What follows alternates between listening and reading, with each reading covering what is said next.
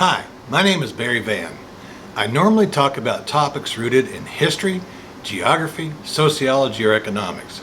Today's topic, how to survive statistics with a smile on your face, was requested by Nikki Tronvold, who survived my stats class. I hope you'll join me. I've enjoyed the privilege of teaching a variety of subjects throughout my 31-year career in secondary and higher education. What I'm about to say next may come as a surprise or shock to some of you, but I really enjoy learning about and teaching statistics. I attribute that love to my mom. Despite her having only a 7th grade education, she taught me how to tell time, tie my shoes, and how to multiply basic numbers without fear. I was only like 6-7 years old. It's sad to see so many students of all ages harbor fears of math and numbers in general. In a desire to help them, I've been giving that fear some thought for a very long time. In fact, 25 years ago, I published a featured article in Human Resource Development Quarterly. It was titled, Learning Self-Direction in a Social and Experiential Context. You can still get that online, I think. In that piece, I gave a theoretical explanation for how peers, teachers, and even supervisors for that matter, can reinforce negative feelings and thoughts that learners sometimes have about tasks that require precision and discourage ambiguity. Learning statistics is no exception to that. These kinds of situations can affect us in many troubling and self-inhibiting ways. To appreciate that thought, follow my logic for about 4 minutes. Suppose you're trying to learn something new that has only one right answer. Let's assume that the process to arrive at the correct answer requires a few steps and several foundational concepts. So there are plenty of places where we can make mistakes and go wrong. Yep. Now, think back to a time when you attempted a task that required precision in which you were not successful. Perhaps in another instance, you eventually arrived at the correct answer, but only after a number of failed attempts. Do you remember how you felt? You may not have experienced all of these sensations, but did you feel physically weak, confused, anxious, and dejected? You might have even broken into a sweat, especially in the palms. That's the nature of some of the psychological reactions people can have to temporarily failing at precision-demanding tasks, like math and statistics.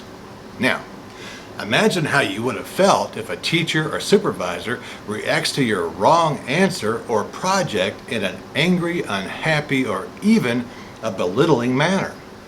Their behaviors can add to your adverse psychological reaction to the setting and task. Building on the operant condition theory advanced by behavioral scientist B.F. Skinner, we might even throw in Pavlov, I think we can argue that the ill feelings and unsupportive reaction of the instructor and others can combine with the negative feelings that we're already experiencing to make us consciously and subconsciously avoid those situations and tasks in the future. In short, we have been socially and cognitively conditioned to avoid those activities. We fear and dread them, and in most cases, we don't even know why. This process is tantamount to absorbing a series of punishments, and by definition, a punishment is any stimulus that causes a decrease in the frequency of a deliberately or inadvertently targeted behavior. Based on comments from my students over the years, I'm convinced that the majority of them who arrive in class with dread and fear that they will not be successful in the subject were conditioned to feel that way. It's so important to realize that this is not a death sentence. No, it's not. And you can defeat it. Overcoming conditioned and self-inhibiting fears requires conscious effort. Naming that demon is the first step to realizing your potential. By helping yourself to understand that your feelings are not an accurate reflection of what you can do, you might just be willing to try to learn something. Now, once that task is accomplished, a sensitive instructor, family member, or friend can help you with emotional support and constructive feedback. Constructive feedback focuses on processes, not your perceived failure. If your instructor is not supportive, have a self-talk. Remind yourself that what you are feeling is natural and has no impact on your ability and self-worth. Take a few deep breaths, walk around for a few minutes, and before you return to the task, have a little talk with yourself. Remind yourself what you're going through is conditioned. Don't forget to reward yourself for small successes, even if the instructor is a cold fish. Within a few weeks, you can start to see glimmers of hope, and by the end of the course or project, you can have a smile on your face. You conquered one of life's most debilitating conditioned fears. I hope this brief excursion into how to get through statistics with a smile on your face was helpful.